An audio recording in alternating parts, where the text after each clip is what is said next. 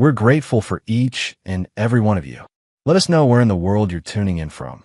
We'd love to hear from you in the comments. Let's begin. The first sign wasn't a lipstick stain on a collar or a secretive phone call. It was something far more ordinary and far more dangerous because of it. On a frigid Saturday morning in January, Logan Carter stood by the front door, struggling to fit his thick boots over his socks. His breath fogged the air, and the world outside shimmered with ice. He tugged on his coat and called up the stairs. "Jasmine, I'm headed out to swap the tires. Need anything while I'm gone?" A muffled "No, babe, I'm good," floated down. He smiled faintly. 6 years married, 2 kids, a cozy house in suburban Denver. They were the kind of couple people envied. Logan loved her, had fought for her, had built their life brick by brick. He kissed his gloved fingers and tossed the kiss upstairs before stepping outside. The car, a silver Honda Pilot, Jasmine's baby, was already warming up, the engine humming softly. He slid into the driver's seat and smiled at the seat heater burning on high.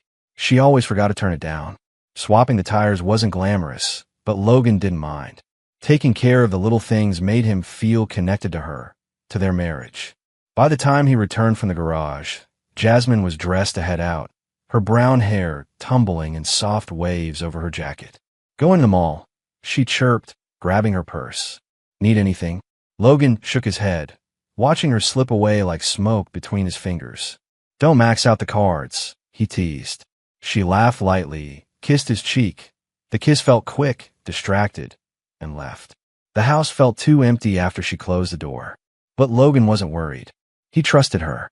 He threw himself onto the couch, switched on the game, and tried to enjoy his rare few hours of silence.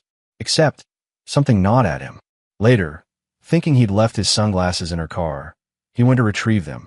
As he opened the door, a chill ran down his spine, not from the cold, but from something his brain noticed instantly. The passenger seat heater was on, warm, recently adjusted. The seat itself, pushed back, legs stretched. Someone else had been there. Logan's stomach turned. Jasmine never needed the passenger heater when she drove alone. And she was short. The seat never needed sliding back. His hand hovered on the gear shift as 100 scenarios flashed through his mind, none of them innocent. "Breathe, Logan. Don't jump to conclusions." He walked back inside, sunglasses forgotten. Jasmine was at the kitchen sink, humming as she washed a coffee cup. "Hey," he said casually, heart pounding. "Did you meet up with someone today?" She stiffened. It was tiny, the kind of thing you'd miss unless you were looking for it, but he caught it.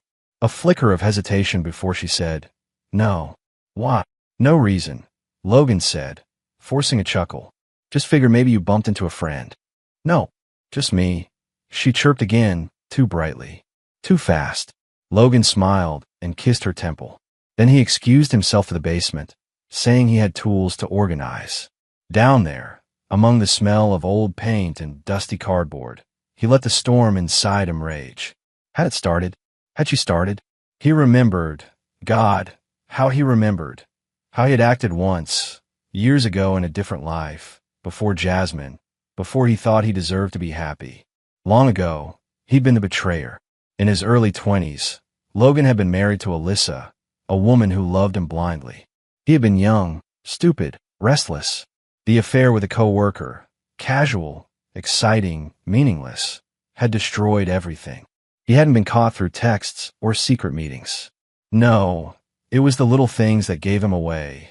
The distracted glances, the forgotten anniversaries, the sudden bursts of anger at nothing. Alyssa had trusted him, until she didn't. When she confronted him, he denied it, over and over, until the night she placed a manila envelope on the kitchen table. Photos, hotel receipts, a look of deadness in her eyes. Their marriage died in silence after that. Logan left town, started over, built a better version of himself. When he met Jasmine, he swore he would never hurt anyone that way again. Never.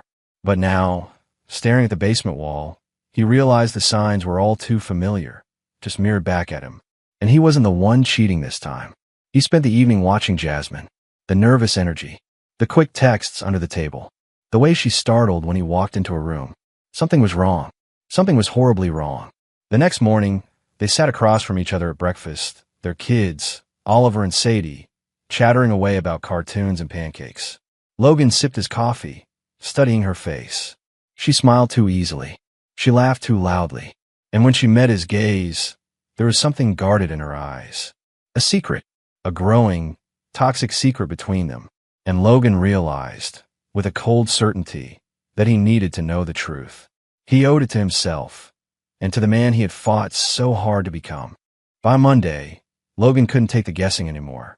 He sat at his desk at work, a mid-level marketing firm tucked in downtown Denver, staring blankly at his screen as the same spreadsheet blinked back at him. His co-workers bustled around, phones rang, conversations hummed, but he was somewhere else entirely. Inside his head, repeating that split second of hesitation on Jasmine's face. That too warm passenger seat. That shift in her laugh. It was like a bone he couldn't stop picking at. At lunch, instead of joining the team for tacos down the street, Logan slipped into a quiet booth at a dingy coffee shop and pulled out his phone. He scrolled through the list of private investigators, heart thundering. His finger hovered. Am I really doing this? He thought about Oliver's toothy grin. Sadie's little hand wrapped around his pinky when she slept. The home they built. And Jasmine, the woman he thought he knew. If there was even a chance something was happening behind his back, he had to know. He had to fight. He tapped the contact for Seth Radcliffe Investigations and sent a short, tense text. Need to meet. Urgent. Discretion required. 5 minutes later, a reply buzzed back. Come by 3 p.m. Back entrance. No names at the door. Logan stared at the message, his palms sweating. It was beginning. At exactly 3, Logan parked 2 blocks away and walked briskly to the plain gray building. The back entrance was tucked between an alleyway and a boarded-up diner. No signs. No windows. Only a buzzer, which he pressed with shaking hands. The door cracked open, revealing a broad man in a worn leather jacket and jeans, mid-40s, with sharp eyes that missed nothing. You must be Mr. Carter, the man said, glancing at a clipboard. Yeah, Logan muttered, glancing over his shoulder. Relax. No one's watching. Come on in. The office smelled faintly of stale coffee and old carpet. A fan ticked in the corner, stirring papers on a battered desk. I'm Seth, the man said, extending a hand. You want to tell me why you're here, or you want to guess? Logan swallowed hard. My wife, Jasmine. I think something's happening. I need proof. Seth nodded slowly, as if he'd heard those same desperate words 1,000 times. All right, first things first. You're not crazy. Trust your gut. People lie.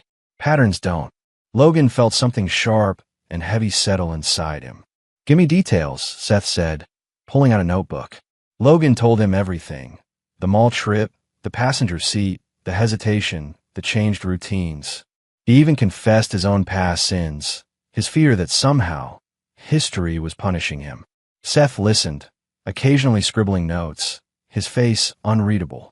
When Logan finished, Seth leaned back. Here's the deal. Surveillance isn't cheap.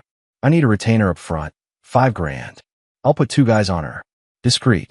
If there's something going on, we'll catch it. If there's not, you'll have peace of mind. Win-win. Logan hesitated only a moment before pulling out his checkbook. Some things were worth fighting for. Some truths you had to bleed for. That night, Logan couldn't eat. He barely touched his burger as Jasmine chatted about work, her voice smooth, practiced. Oliver giggled at his own joke. Sadie colored on the placemats. And all the while, Logan felt like an outsider in his own life. He watched Jasmine wipe Sadie's mouth with a napkin, her fingers tender, her smile maternal, and he wondered, how long have you been lying to me? 3 days later, Seth called. Got something you need to see, he said simply. Logan drove to the office in a fog, heart in his throat. Inside, Seth pulled up a grainy video on a battered laptop. Logan leaned in. There was Jasmine, unmistakable, even in low res, sitting at a corner booth at Pier 19, a seafood restaurant they used to go to on anniversaries. Across from her sat a man Logan recognized instantly. Cole Mercer, her manager. Tall, athletic, handsome in a rugged, cocky way. The man who had always been just a friend. The video showed them leaning closer and closer over plates of untouched food, their hands brushing, Jasmine laughing too hard at something he said. At one point, Cole reached out and tucked a stray strand of hair behind Jasmine's ear. Her cheeks flushed pink, and she let him. Logan stared at the screen, his fists clenching. This was Tuesday night, Seth said quietly. After her late meeting. We got more if you want it. Texts. Calls. We can dig deeper. Logan leaned back, his chest hollow. No, he rasped. I've seen enough. But he hadn't. Not really. Because betrayal wasn't a single knife. It was 1,000 tiny cuts you didn't even feel until you bled out completely. The next morning, Logan got up early, packed lunches, ironed the kids' clothes, kissed Jasmine goodbye as she left for work. He smiled. He played the perfect husband. Inside, he was planning something darker. Something that would make her regret ever thinking he was weak. The hardest part wasn't pretending he didn't know. It was looking at her, laughing, hugging their kids, lying beside him at night, and wondering how much of it was real. Logan moved like a ghost through their house that week, getting the kids ready for school, helping Jasmine fix the broken porch light, smiling at neighbors, and all the while building a storm inside him. He wasn't going to confront her. Not yet. Not until he had something bigger planned. Something she wouldn't see coming. If Jasmine had forgotten what loyalty meant, Logan would remind her, in a way she would never forget. On Thursday, after the kids were in bed, he sat alone in the living room, the only sound the soft ticking of the grandfather clock. He opened his laptop, heart racing, and created a new email address under a fake name, Michael Graves. Then he composed an email. Subject: Opportunity for advancement. Message: Dear Jasmine, we've noticed your impressive performance at Crescent Marketing. We'd like to offer you a private interview for a senior role at a boutique firm expanding operations into Denver. Discretion required. Reply if interested. He attached a fake LinkedIn profile he'd made for Michael Graves, complete with endorsements, a company website, and a list of fake executive clients. The bait was set. He hit send and leaned back, staring at the ceiling. The next evening, Logan watched as Jasmine tapped away at her phone while stirring spaghetti sauce. Her eyes lit up, a smile flickering at the corners of her mouth. She didn't say a word, but Logan knew. He had her attention now. Meanwhile, Seth kept feeding Logan intel. More pictures, more videos, more lies. Jasmine wasn't just meeting Cole Mercer for lunches anymore. Twice, Seth's men caught them walking out of a hotel lobby, 20 minutes apart, no luggage in hand. There was no video from inside, but Logan didn't need proof anymore. He knew. She was his wife in name only now. And Cole was about to pay for it too. 1 week later, Jasmine sat at the kitchen table, clutching a printed email in her hand. Logan, she said, her voice bubbling with excitement. You're not going to believe this. I got a job offer. He raised an eyebrow, playing dumb. Yeah. She nodded, her cheeks flushed. A senior marketing strategist position. Twice the salary. I mean, it came out of nowhere, but they said they've been watching my progress. Logan chuckled. Guess you're finally getting what you deserve, he said smoothly. Jasmine laughed and tucked the paper away in her purse. The trap was sprung. That weekend, Logan made a show of planning a romantic getaway for their anniversary. He booked a luxury cabin 2 hours out of town. Gorgeous mountain views, hot tubs, wine tastings nearby. He told Jasmine it would just be them. A break from the chaos. Time to reconnect. She agreed eagerly. What she didn't know was that Seth's team was already in place. Microphones, cameras, hidden GPS trackers. Logan wasn't just going to catch her lying. He was going to catch her destroying herself, without ever raising his voice. Friday morning, Jasmine packed her cutest outfits, her best makeup, her lacy nightwear. But Logan knew the real reason she seemed giddy wasn't the romance. It was the second phone hidden in the side pocket of her purse. A burner phone. One Seth's tech guy had cloned 3 days ago. Logan had already seen every text she sent to Cole. He has no idea. I'll sneak away after dinner. Meet me at the Ridgeview Motel. Logan memorized every word, every lie, every vow broken, and he stayed silent. They arrived at the cabin mid-afternoon. The sky was streaked with sunset, casting everything in a perfect, fake gold. Inside, Jasmine was affectionate, almost too affectionate, kissing his neck, laughing, pouring them wine. Guilt was a strong aphrodisiac, Logan thought grimly. He played along. He kissed her back. He laughed. He poured more wine. He watched her phone buzz, once, twice, and saw the hesitation in her smile. Around 9, she pretended to be tired. Long day, She yawned, faking a stretch. Mind if I just crash early? Logan smiled warmly. Of course. Get some rest. She kissed him goodnight, disappearing into the bedroom.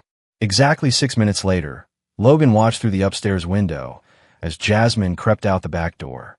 Her car headlights slashed the dark. And just like that, she was gone. Logan leaned back in the leather armchair, sipping his whiskey.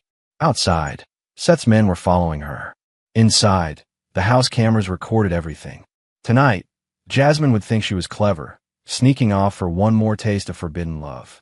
But when she came back, Logan would be gone, and everything she thought she had would be gone with him. The trap was perfect. It was well past midnight when the front door creaked open.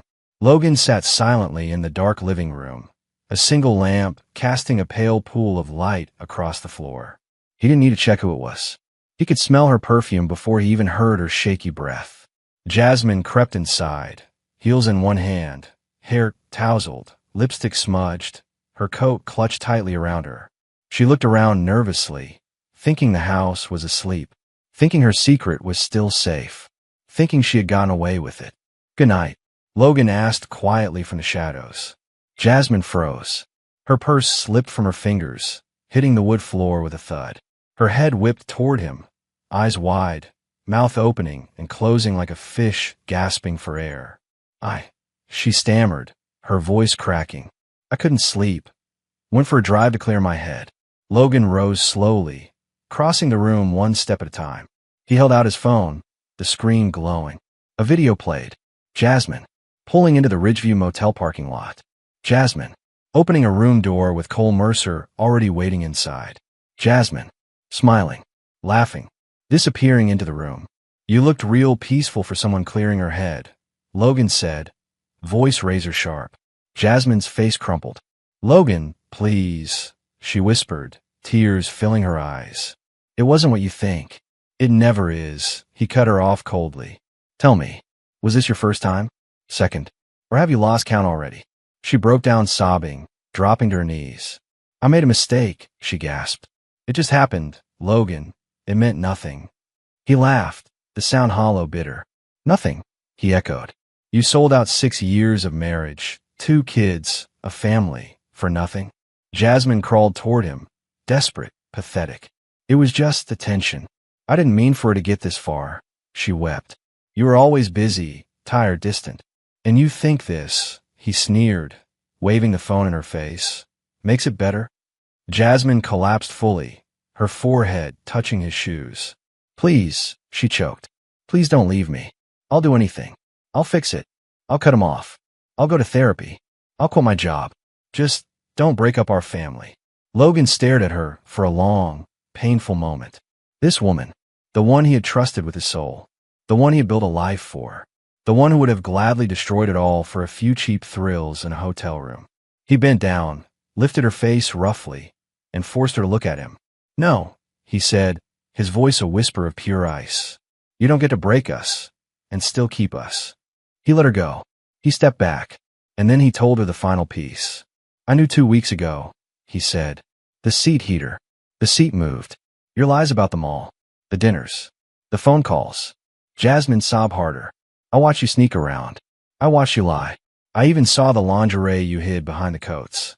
Her face went deathly pale. "You thought you were clever. You thought you could play both sides." He pulled an envelope from his jacket and dropped it onto the coffee table. Inside, copies of the motel security footage, screenshots of her burner phone texts, bank statements showing secret withdrawals. Her life, burning on paper. "I already spoke to a lawyer," Logan said calmly. "This cabin, it's in my name only. This house, I bought it before we got married. The prenup you signed, still valid." Jasmine blinked, dazed. "You'll get nothing but your car, your clothes, and supervised visitation." Her lips trembled. "Logan, don't, please. You made your choice the second you climbed into that motel bed." He stepped back toward the door. "By the way," he added cruelly, "you're free to be with Cole now." He smiled, a cold, dead thing. "Good luck. He's already under investigation for sexual harassment. HR's been getting anonymous tips all week." Jasmine collapsed fully, screaming into the carpet. Logan didn't look back. Not even once. He walked out into the icy night, the stars blazing above him, each breath burning his lungs with cold. But for the first time in weeks, he could finally breathe. Logan didn't check into a hotel. He didn't call a friend. He drove 2 hours back to Denver and sat alone in a small diner, nursing black coffee until dawn. The life he had known was over. But somehow, somewhere deep inside the wreckage, a new life was waiting. And this time, it would be built on something unbreakable. The news spread fast. By Monday morning, Jasmine's name was being whispered through Crescent Marketing's hallways. Not because of her promotion, but because HR had opened a formal investigation into Cole Mercer. Someone had leaked the Ridgeview Motel surveillance tapes. Someone had copied every flirtatious text between Cole and multiple employees. And when HR pulled Jasmine in for questioning, she crumbled. She confessed to her emotional affair, the inappropriate meetings, the deceit. Cole was fired immediately. Jasmine, suspended indefinitely, pending review. At home, Logan moved quietly. He packed his things while Jasmine stayed locked in a master bedroom, crying nonstop. She tried calling him, texting him, apologizing, begging. Logan didn't answer. He wasn't angry anymore. He wasn't even hurt. He was free. The divorce papers were served on Thursday. Clean, cold, professional. Jasmine signed without a fight. She knew there was no more bargaining left to do. Weeks passed. Logan stayed in a rented apartment on the edge of the city. Small, simple, but full of light. He saw Oliver and Sadie on weekends, smiling, laughing, happy. No bitterness between him and the kids. He made sure of it. They were innocent. They deserved better than the wreckage Jasmine had left. One rainy Sunday, Logan sat at a coffee shop, watching cars blur by the window. His phone buzzed. A message from Seth. Cole's facing charges. Jasmine lost her job. Told you. Patterns don't lie. Logan smiled faintly. Not out of cruelty, but because justice had a sound. And sometimes, it was as quiet as a vibrating phone in your hand. By spring, Logan met someone new. Her name was Elena. A teacher. Soft voice. Kind eyes. No secrets. They took it slow. He wasn't ready for promises yet. But when Elena smiled at him, genuinely, openly, Logan realized something important. Not everyone lies. Not everyone leaves. Some people stay. Some people build. Brick by brick. The right way. As he drove home that night, the city lights twinkling around him, Logan rolled down the window, letting the cool wind hit his face. There was pain behind him. Betrayal. Loss. But ahead, nothing but open road. And this time, he wasn't looking back.